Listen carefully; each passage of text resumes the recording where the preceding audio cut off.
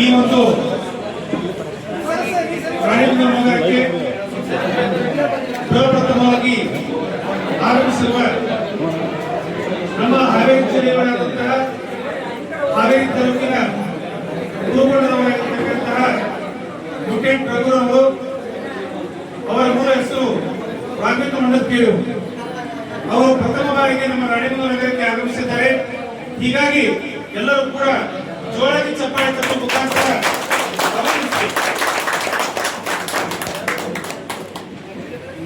ಅವರು ಈ ನಮ್ಮ ರಾಣೆಬೆನ್ನೂರಿನ ಅಭಿಮಾನಿಗಳ ಕುರಿತು ಒಂದೆರಡು ಮಾತುಗಳನ್ನ ಆಡಬೇಕಾಗಿ ವಿನಂತಿಸಿಕೊಳ್ಳುತ್ತೇನೆ.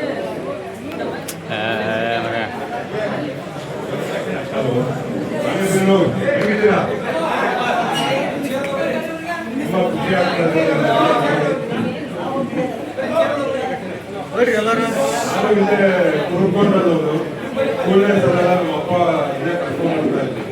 ಆಲ್ಮೋಸ್ಟ್ ಒಂದು 15 ವರ್ಷ ಕಂಟಿನ್ಯೂಸ್ ಆಗಿ ಸ್ಕೂಲ್ ಹಾಲಿಡೇಸ್ ಇರುವಾಗ ಬರ್ತಾ ಇದ್ದೆ ಆಟ ಆಡೋಕ್ಕೆ. ಸೊ ನನಗೆ ನಾರ್ತ್ ಕರ್ನಾಟಕ ಭಾಷೆ ಅಂದರೆ ತುಂಬ ಇಷ್ಟ. ಆಮೇಲೆ ರೊಟ್ಟಿ, ಬೆಣ್ಣೆ, ಕಿರುಚಟ್ನಿ ಅದೆಲ್ಲ ಪಂಚ ಬಾಣ ನನಗೆ. ಸೊ ಬಿಗ್ ಬಾಸ್ ಮನೆಯಲ್ಲಿ ಯಾವಾಗಲೂ ಒಂದು ಗೋಲ್ ಇರಬೇಕು ಅಂತ. ಸೊ ನಾನು ಒಂದು 30 ವರ್ಷದಿಂದ ತುಂಬ ಕಷ್ಟಪಟ್ಟು ಒಂದೊಂದೇ ಮೆಟ್ಲು ಹತ್ತಿ ಈ ಲೆವೆಲಿಗೆ ಬಂದಿದ್ದೀನಿ. ಸೊ ಎಲ್ಲ ಕೇಳೋದು ಇಷ್ಟೇ, ಯಾವತ್ತೂ ನಿಮ್ಮ ಪೇಷನ್ಸ್ನ ಕಳ್ಕೋಬೇಕು. ಇವತ್ತು ಸಿಕ್ಕಿಲ್ಲ ಅಂದ್ರೆ ನಾಳೆ ಸಿಕ್ಕೇ ಸಿಗತ್ತೆ, ನಾಳೆ ಇಲ್ಲ ಅಂದ್ರೆ ನಾಳೆ ಸಿಗತ್ತೆ. ಸೊ ವೆಯ್ಟ್ ಮಾಡಬೇಕು. ನೀವು ವೆಯ್ಟ್ ಮಾಡ್ತಾ ಇದ್ರೆ ಯಾವತ್ತೋ ಒಂದು ದಿವಸ ನೀವು ಆ ಗೋಲ್ನ ಹೋಗೇ ಹೋಗ್ತೀರ, ಗೋಲ್ನ ಮುಟ್ತೀರ. ಸೊ ಪೇಷನ್ಸ್ ಇದೆಯಲ್ಲ ತುಂಬಾ ಅಂದ್ರೆ ತುಂಬಾ ಇಂಪಾರ್ಟೆಂಟ್. ಅದೇ ನಾನು ಕಲ್ತಿದ್ದು ಬಿಗ್ ಬಾಸ್ ಮನೆಯಲ್ಲಿ. ಸೊ ಬಿಗ್ ಬಾಸ್ ಮನೆಯಲ್ಲಿ ಇದ್ದಾಗ ಒಂದು ಫೋನ್ ಇರಲ್ಲ, ಔಟ್ಸೈಡ್ ವರ್ಲ್ಡ್ ಆಚೆ ಏನಾಗ್ತಾ ಇದೆ ಅಂತ ಗೊತ್ತಿರಲ್ಲ. ಸೊ 4 ಗೋಡೆ ಮಧ್ಯೆ ಇಡ್ತಾರೆ ನಮ್ಮನ್ನ. ಅವಾಗ ನಮ್ಗೆ ವ್ಯಾಲ್ಯೂ ಗೊತ್ತಾಗುತ್ತೆ ಲೈಫಲ್ಲಿ, ಏನು ಯಾವ್ದು ಕರೆಕ್ಟ್ ಯಾವ್ದು ರಾಂಗ್ ಅಂತ. ಹೇಳೋದು ಇಷ್ಟ ಎಲ್ಲರಿಗೂ, ಚಿಕ್ಕ ಮಕ್ಳು ಇರ್ಬೋದು, ದೊಡ್ಡವ್ರು ಇರ್ಬೋದು. ನಾನು ತುಂಬಾ ಚಿಕ್ಕವನು, ಅಷ್ಟು ಬುದ್ಧಿ ಹೇಳಲ್ಲ, ನಾನು ಸಜೆಷನ್ ಕೊಡ್ತಾ ಇದ್ದೀನಿ ಅಷ್ಟೇ. ಸೊ ಎಲ್ಲರಿಗೂ ಇದನ್ನೇ ಹೇಳೋದು, ಲೈಫಲ್ಲಿ ಪೇಷನ್ಸ್ ಇಟ್ಕೊಂಡು ಯಾವತ್ತೂ ಡಿಸಪಾಯಿಂಟ್ ಆಗ್ಬಿಟ್ಟು ನನಗೇನು ಸಿಕ್ಕಿಲ್ಲ ಲೈಫಲ್ಲಿ ಅಂತ. ಯಾಕಂದ್ರೆ ನಮ್ಮ ಹತ್ರ ಏನೋ ಇಲ್ಲ ಅಂದ್ರೆ ನಮ್ಗಿಂತ ಕೆಳಗಿರೋದನ್ನ ನಾನು ನೋಡ್ಬೇಕು. ಅವ್ರನ್ನ ನೋಡಿದಾಗ ಅವ್ರಿಗಿಂತ ನಮಗ್ ಜಾಸ್ತಿ ಇರುತ್ತೆ ಲೈಫಲ್ಲಿ. ಯಾವತ್ತು ನಮ್ಗಿಂತ ಮೇಲಿರೋದನ್ನ ಕಂಪೇರ್ ಮಾಡಿ ನಾವು ಕಂಪೇರ್ ಮಾಡ್ಕೋಬಾರ್ದು ನಮ್ಮನ್ನ. ಯಾವಾಗೂ ನಮ್ಗೆ ಏನಿದೆ ಅದನ್ನೇ ಖುಷಿ ಪಟ್ಕೊಂಡು, ಆಮೇಲೆ ಇವತ್ತು ಏನಿದೆಯೋ ಲೈಫಲ್ಲಿ ಅದು ಖುಷಿ ಪಡಿ. ಯಾಕಂದ್ರೆ ನಾಳೆ ಬರುತ್ತೋ ಇಲ್ವೋ ಯಾರಿಗೂ ಗೊತ್ತಿಲ್ಲ, ಲೈಫ್ ಗ್ಯಾರಂಟಿ ಇಲ್ಲ. ಇವತ್ತೇನಿದೆಯೋ ಅದೇ ಇಂಪಾರ್ಟೆಂಟ್. ಸೊ ಇಷ್ಟೇ ಅಂತ ಆಕ್ಚುಲಿ ಬಿಗ್ ಬಾಸ್ ಮನೆ ಒಳಗಡೆ ನನ್ಗೆ ಇಷ್ಟು ಪ್ರೀತಿ ಸಿಕ್ಕಿದೆ ಅಂತ ಖಂಡಿತ ಗೊತ್ತಿರಲಿಲ್ಲ, ನಮ್ಗೆ ಐಡಿಯಾನೇ ಇರಲಿಲ್ಲ. ಆಚೆ ಬಂದಾಗ ಗೊತ್ತಾಯ್ತು ಇಷ್ಟು ಪ್ರೀತಿ ಕೊಟ್ಟಿದ್ದೀರಾ ಅಂತ. ಸೊ ಇವತ್ತು ಇಲ್ಲಿ ಇದೀನಿ ಅಂದ್ರೆ ಅದಕ್ಕೆಲ್ಲ ನೀವೇ ಕಾರಣ. Thank you sir. ಎಲ್ಲರಿಗೂ ಒಳ್ಳೇದಾಗ್ಲಿ. ಎಲ್ಲರೂ ಲೈಫಲ್ಲಿ ನಮ್ಗೆ ಗೊತ್ತು ಎಲ್ಲಾರ್ದು ಒಂದು ಗೋಲ್ ಅಂತ ಇರುತ್ತೆ, ಎಲ್ಲ ಒಳ್ಳೇದಾಗ್ಲಿ. ಸೊ ಅಷ್ಟೇ ಹೇಳೋದು. Thank you so much. Bigg Boss ಅವ್ರದ್ದೊಂದು ಪ್ರೋಟೋಕಾಲ್ ಇರುತ್ತೆ. 40 ಜನರಲ್ಲಿ 20 ಜನರನ್ನ ಸೆಲೆಕ್ಟ್ ಮಾಡೋದು ಅಂದ್ರೆ ಅವ್ರು ಏನೋ ಒಂದು ನೋಡಿರ್ತಾರೆ ನಮ್ಮಲ್ಲಿ, ಅವರೇ ಬಂದು ನಮ್ಮನ್ನ ಅಪ್ರೋಚ್ ಮಾಡ್ತಾರೆ, ಈ ತರ ಬಿಗ್ ಬಾಸ್ ನಿನ್ನ ಸೆಲೆಕ್ಟ್ ಮಾಡಿದೀನಿ ಅಂತ. ಅಂಡ್ ಸೆಲೆಕ್ಷನ್ ಆದ್ಮೇಲೆ 5 ಇಂಟರ್ವ್ಯೂ ಇರುತ್ತೆ, 5 ಜನ ಮಾತಾಡ್ತಾರೆ. ಅದರಲ್ಲೂ ನಾವು ಇಂಟರ್ವ್ಯೂ ಪಾಸ್ ಆಗ್ಬೇಕು. ಅವ್ರಿಗೆ ನಮ್ಮ ವ್ಯಕ್ತಿತ್ವ ಇಷ್ಟ ಆದ್ರೆ ಮಾತ್ರ ಮನೆ ಒಳಗಡೆ ತರ್ತಾರೆ. ಸರ್ ಅಲ್ಲಿ ಗೇಮ್ ನಡೀತಾವಲ್ಲ ಬಿಗ್ ಬಾಸ್ ತುಂಬಾ ಜನ ಸ್ಕ್ರಿಪ್ಟೆಡ್ ಅಂತ ಹೇಳ್ತಾರೆ. Bigg Boss is real. ಅಲ್ಲಿ ಒಳಗಡೆ ಏನಾಗುತ್ತೋ ಅದನ್ನೇ ನೀವು ಜನಗಳು ನೋಡೋದು. ನಿಮ್ಮ ಮೈಂಡ್ ಅಲ್ಲಿ ಏನಾದ್ರು ಅನ್ನಿಸ್ಬೋದು ಸ್ಕ್ರಿಪ್ಟೆಡ್ ಅದು ರಿಯಲ್ ಅಲ್ಲ ಅಂತ. ಅದು ಖಂಡಿತ ರಿಯಲ್. ಅದು ನಡೆಯೋದೆಲ್ಲ ನಿಜ. ನಾವ್ ಏನ್ ಮಾಡ್ತೀವೋ ಎಲ್ಲ ನಿಜಾನೇ. ನಾವ್ ಹಂಗ ಹೆಂಗಿರ್ತೀವೋ ನೀವು ಅದನ್ನೇ ನೋಡೋದು. ಓಕೆ, ಕಮೆಂಟ್ ಮಾಡಲ್ಲ ಸರ್, ನೀವು ಅವ್ರನ್ನೇ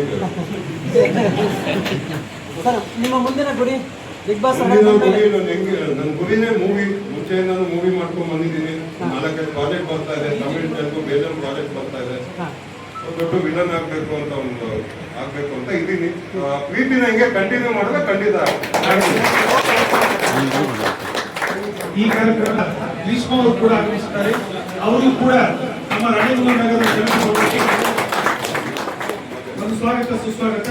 ಈ ಕಾರ್ಯಕ್ರಮದ ಒಂದು ಅಂತಿಮ ಮಾತುಗಳು ಸಾನ್ನಿಧ್ಯವನ್ನು ವಹಿಸಿರ್ತಕ್ಕಂತಹ ಹೊಸಮಠದ ಶ್ರೀ ಬಸವ ಲಿಂಗಶಾಸ್ತ್ರ ಮಹಾಸ್ವಾಮಿಗಳು ಒಂದೆರಡು ಮಾತಾಡಬೇಕಾಗಿ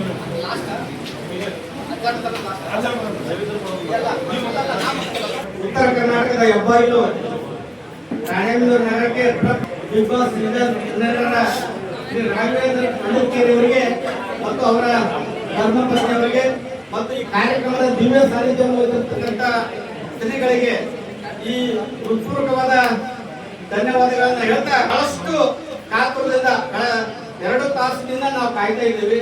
ತುಂಬಾ ಅಭಿಮಾನಿಗಳಿದ್ದಾರೆ.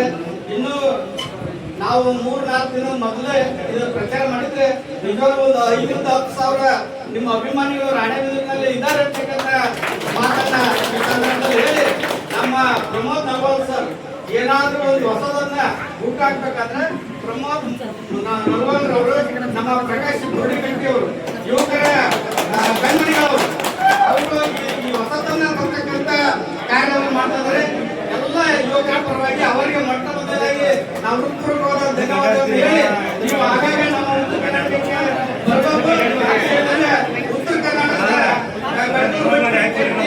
ನೀವು ಬಹಳ ಪ್ರಿಯ ಅಂತ ಹೇಳಿದ್ರೆ ನಾವು ನಿಮಗೆ ಅದೇ ಊಟವನ್ನ ದಿನಂಪ್ರತಿ ಕೊಡುತ್ತೀವಿ. ಆಗಾಗ ಬರ್ತಾ ಇರತಕ್ಕಂತ ಒಂದು ವಿನಂತಿಯನ್ನು ಮಾಡಿ ನೀವು ಅತಿ ಎತ್ತರಕ್ಕೆ ಬೆಳೆದು ಇವತ್ತು ಬಿಗ್ ಬಾಸ್ ಅಷ್ಟಲ್ಲ ನ್ಯಾಷನಲ್ ಲೆವೆಲ್ ನಲ್ಲಿ ನೀವು ಬೆಳೆಯಬೇಕು, ಉತ್ತಮವಾದ ಖಳನಾಯಕ ನಟರಾಗಿ ವಿಜೃಂಭಿಸಲಿ ಅಂತ ಹೇಳಿ ನಾವು ಉತ್ತರ ಕರ್ನಾಟಕದ ನಿಮ್ಮೆಲ್ಲರ ಅಭಿಮಾನಿಗಳ ಪರವಾಗಿ ತಮಗೆ ಧನ್ಯವಾದಗಳು.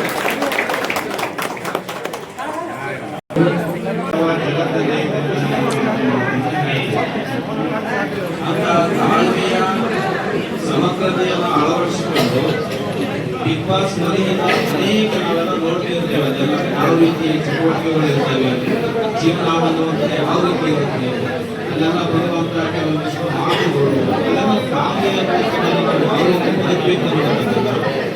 ಹೊರಗಿನ ಜಗತ್ತಿನ ಬಿಗ್ ಬಾಸ್ ಮನೆಯಲ್ಲಿ ಒಂದು ಕಡೆ ಬದುಕಾದರೆ ನಾವು ಗೋಡೆಗಳ ಮಧ್ಯದಲ್ಲಿ ಬದುಕುವಂತ ಹಲವು ಜೀವನ ಬೇರೆ ಬಹಿರಂಗ ಮತ್ತು ಅಂತರಂಗ ಅಂತರಂಗವನ್ನು ತಿಳಿದುಕೊಳ್ಳುವುದಕ್ಕೆ ಬಿಗ್ ಬಾಸ್ ಅನೇಕ ಸಂದರ್ಭದಲ್ಲಿ ಪ್ರೇರಣೆ ನೀಡುತ್ತದೆ.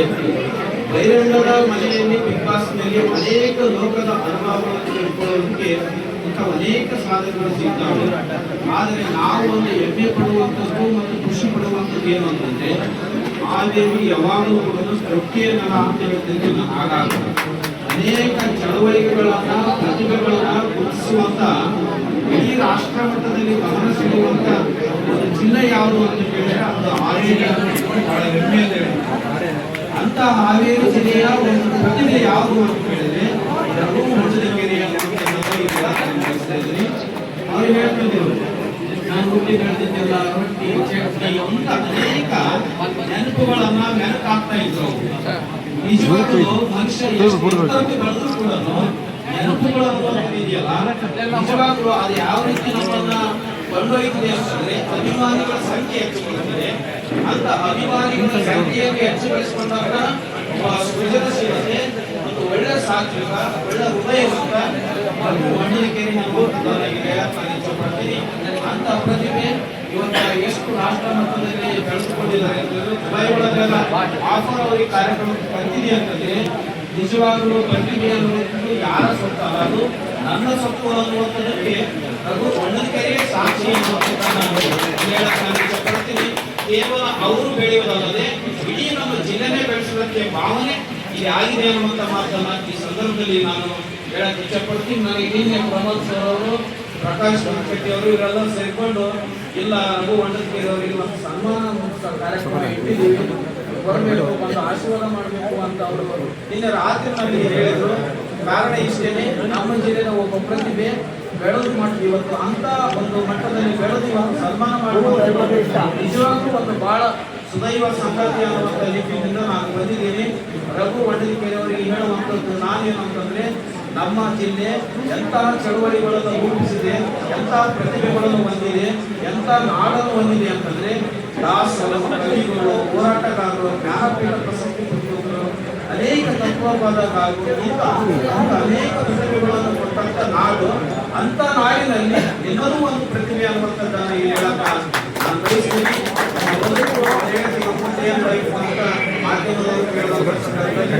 ನಾನು ಅನೇಕ ಮೂಡಿಗಳನ್ನು ಸಿನಿಮಾಗಳನ್ನು ಮಾಡಿದ್ದೀನಿ. ಅದರಲ್ಲಿ ಮಾತನ್ನು ಹೇಳಿದ್ರು.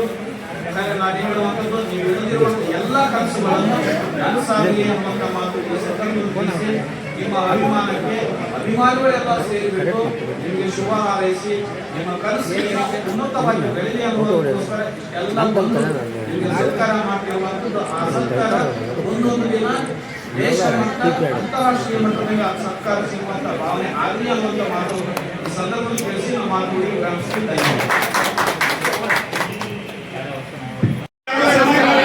ಸನ್ಮಾನ ಆದ್ಮೇಲೆ ಒಬ್ಬೊಬ್ಬರು ಮಾಡೋದು ಸನ್ಮಾನ ದಯವಿಟ್ಟು ಸಂಸ್ಥೆಯವರು ಒಬ್ಬೊಬ್ಬರಾಗಿ